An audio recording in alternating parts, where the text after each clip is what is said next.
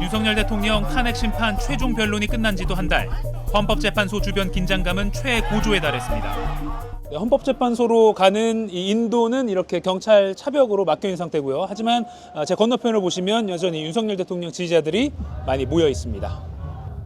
대한민국을 찾는 북한 공포를 어떠한 일이 있더라도 여기서 15분만 걸으면 광화문 앞 탄핵 촉구 천막촌입니다.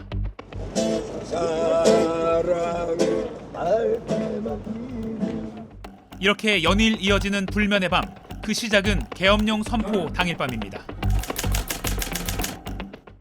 국회 안에서 계엄군을 막아섰던 국회의원 보좌관 유신욱 씨. 당시 대치 중 몸에 닿은 계엄군 총의 촉감이 아직도 떠오른다고 합니다.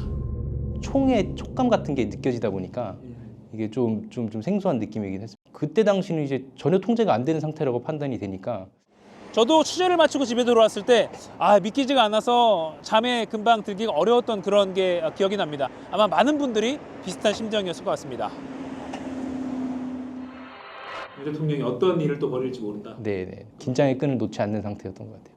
계엄령 선포 나흘 뒤 윤 대통령 탄핵안 첫 표결이 무산됐습니다. 제적의원 3분의 2에 미치지 못했습니다. 따라서 이 안건에 대한 투표는 성립되지 않았음을 선포합니다. 이날 밤에도 시민들은 쉽게 잠들지 못했습니다. 윤 대통령 퇴진을 촉구하며 전국에서 올라온 농민들의 트랙터. 경찰이 농민들의 서울 진입을 막아섰고 그렇게 과천과 서울의 사이고개 남태령에서 대치가 시작됐습니다.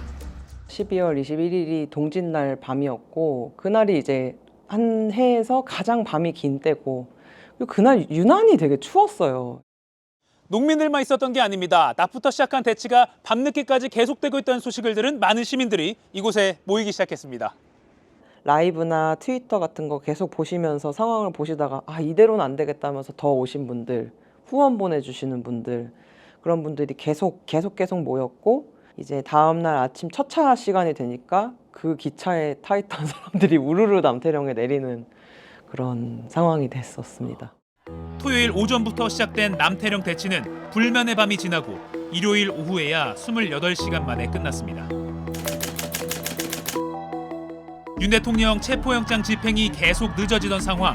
대통령 관저가 있는 서울 한남동 길거리에 많은 시민들이 나왔습니다. 지금 이렇게 차들이 원활하게 소통하고 있지만 한때 정말 많은 불면의 밤을 보냈던 곳인데 지금 여기를 좀 비춰주시죠. 아직도 경찰 질서 유지선이 이렇게 거리 도로에 남아있는 걸 볼 수가 있습니다. 눈보라까지 쏟아지던 새벽. 시민들은 은박담요를 뒤집어 쓰고 밤을 지샜습니다. 아무래도 힘은 좀 들죠. 근데 이제 내가 힘든 거보다도 나라가 염려가 되고 걱정이 되니까. 이 불면의 밤에 화제가 된 사진 한 장.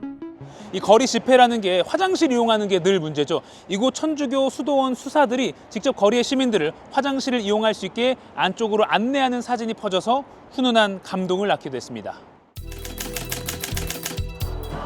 설마 했던 일이, 설마 일어날 거라고 상상도 하지 못했던 일이 벌어진 밤.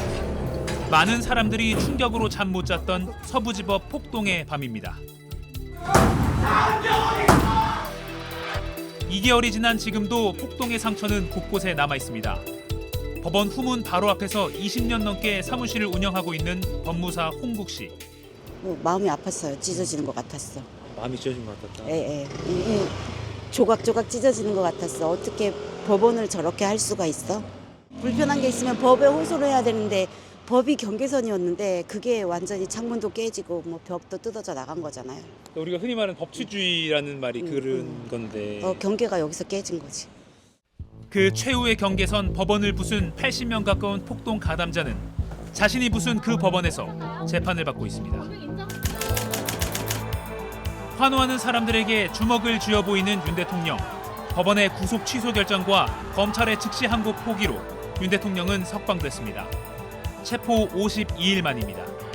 보시는 것처럼 이곳 서울 구치소 앞 윤 대통령 지지 현수막은 모두 철거된 상태입니다. 당시 구치소를 걸어 나온 윤 대통령이 이곳에 모인 지지자들을 향해서 90도로 인사를 하고 또 손을 흔들던 바로 그 장면. 많은 시민들이 다시 한번 밤을 지새우게 만들었습니다. 호송차가 아닌 경호차를 타고 윤 대통령은 관저로 돌아갔습니다. 구속 기한을 일수가 아닌 시간으로 따져야 한다는 그 이례적 판단이 왜 윤 대통령에게만 내려졌는지 국민들은 아직도 궁금해하고 있습니다. 이제 모든 시선은 이곳 헌법재판소로 쏠려 있습니다. 처음엔 우스갯소리처럼 들렸지만 어느덧 현실이 된 내란 불면증 언제쯤 끝날까요? 밀착 카메라 이가혁입니다.